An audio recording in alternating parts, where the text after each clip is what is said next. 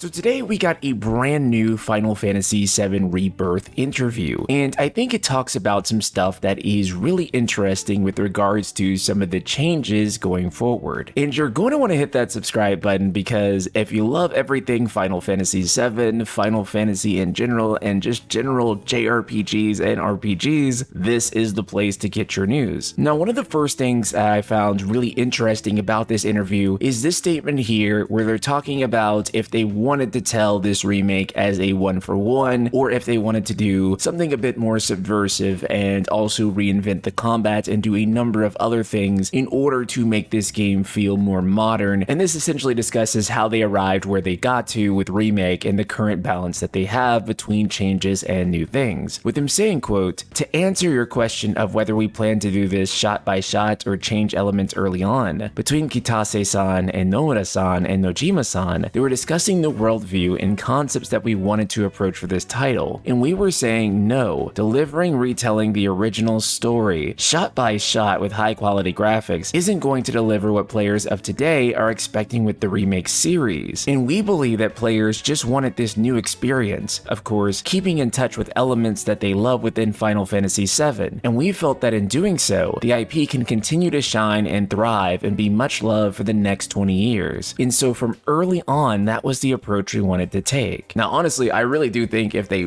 really wanted to do a one-for-one, it probably would have been well received. I don't know if it would have sustained excitement across an entire trilogy, however, if they were going to do it. If it was just one game and they were doing a one-for-one, then I think it would have been a lot easier, right? And probably even expected for them to do. However, in doing this sort of trilogy, it almost becomes necessary to hook people into the next game, to keep them talking, to keep the word of mouth going, to keep the excitement high, because otherwise it would just be kind of dry. You would know exactly what to expect from the next game, and it wouldn't really provide the same level of attraction that it has now. So I do think that there is some need in order to keep this team going for a project this ambitious, where every single game in the trilogy is essentially a mainline Final Fantasy in terms of budget and scope, that it is absolutely pivotal that they have some way to hook people back in. Now, where some of my contention may come in is the, of course, approach that they are going about doing this with. I have expressed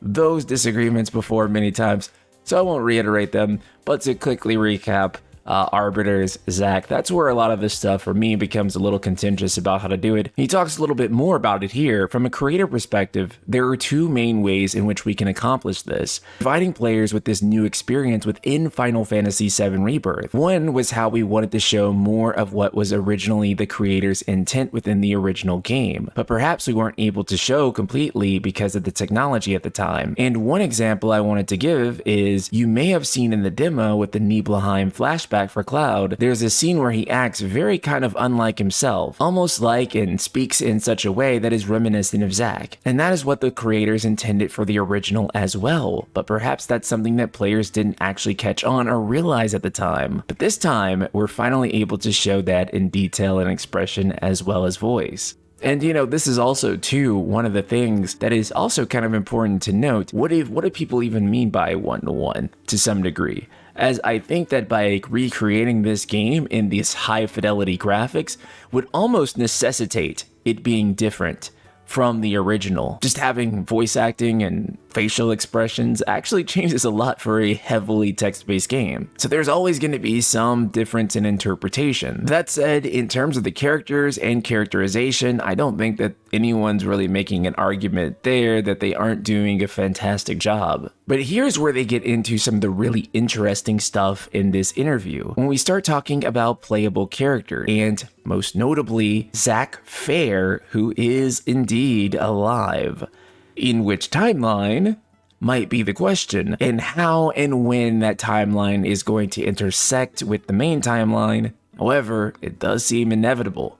And this seems to point to that, with Hamaguchi saying, quote, "Okay, I'm noting that there may be kind of various information that's been flying around. I just kind of want to make kind of state as well, but for the main characters for this game, we do have Yuffie, Kate Sith, Red 13 will all be playable characters in Final Fantasy VII Rebirth. As far as Cid and Vincent, they're going to be kind of involved with Cloud and the party within the main story, but they're not going to be playable characters in battle. And as far as Zack that you asked about, I will say he's an extremely vital, important character within this title. Players of the earlier game, they wonder how Zack will play into this game. And, you know, is there going to be like a difference? But he is very vital and he plays a very crucial role in sort of like telling the stories within the game is what I can say right now. As for the actual gameplay, I cannot speak on that. Now, it was confirmed previously that Zack was going to be getting his own special episode, whatever that means. It seems like he's going to have like maybe, let's arbitrarily say, like a 5-hour gameplay segment. At least that's what it sounds like. Maybe something even shorter than that. Maybe something like an hour or two. But it seems like we are going to be playing as Zack, that's for sure. He even says here, as for the gameplay, I cannot speak on that right now. If there was no playable Zack, it'd be a little bit easier. He could just explicitly say, no, you won't be playing as Zack. But the fact that there's gameplay and the episode being confirmed, we're definitely going to be playing as him in some capacity. Now, the real question is, what is he going to be doing? We don't know. However, he says right here, very vital, very crucial,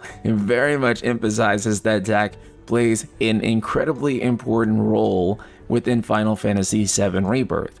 Now, since the release of the first game, there has been so much discussion about the timeline staying separate. He is not going to play a super major role. It's not going to cross over into different timelines. This is Hamaguchi flat out telling you he's playing a massive role. It is not something that is like a little side episode thing that is not going to like impact the main timeline or not going to impact Cloud Journey. I don't think that's going to happen. And he's telling the stories within the game is very interesting. That's something that's kind of incredibly ambiguous. As for what that means, of course, it's intentionally ambiguous, but it does make it quite clear that he's not going to be this side character relegated. I mean, he's on the box cover, right? He's literally on the cover of the box. I think there's just been so much discussion about it, but it seems incredibly clear to me that the combination of him being on the box and getting his own episode within the game, Hamaguchi saying that that he's got like, you know, a very critical role inside of the game, that he's going to play some type of role. And, you know, I feel like invariably Cloud and Zack are going to join up and they are probably going to fight Sephiroth together, although at least I imagine that being the third game. You know, I don't know if Zack and Cloud will even cross over into each other's timelines within this game, right? That seems more like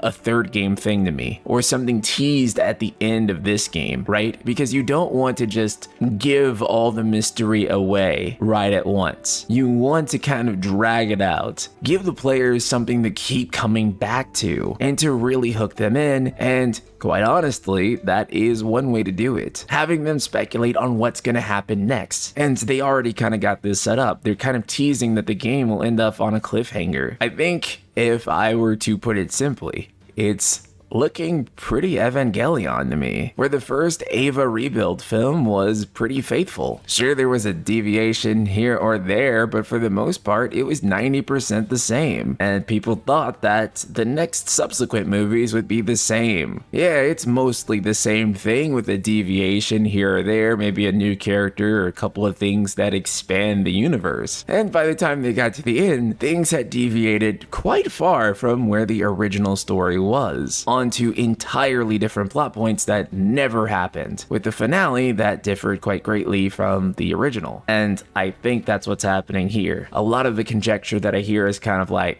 well, it'll deviate, but then it'll get back by the ending. I don't think that's the point, and I also don't see a point in doing that, because if you're gonna go all the way off the rails and then just default back to the same point, what was the point of going off the rails? You kind of have to, you should just basically go off the rails, you know? You shouldn't even bother trying to course correct back and doing all of that, because then it just kind of sucks. What was the point of doing all that just for some novel excitement? I would like to think that ultimately all of these twists are for something major, that Chekhov's gun is being abided by, and that ultimately all of these twists, these new mysteries, will lead us to somewhere great, and not just the same place. But please, let me know your thoughts in the comments below. Be sure to hit that subscribe button, and I'll see you all in the next video.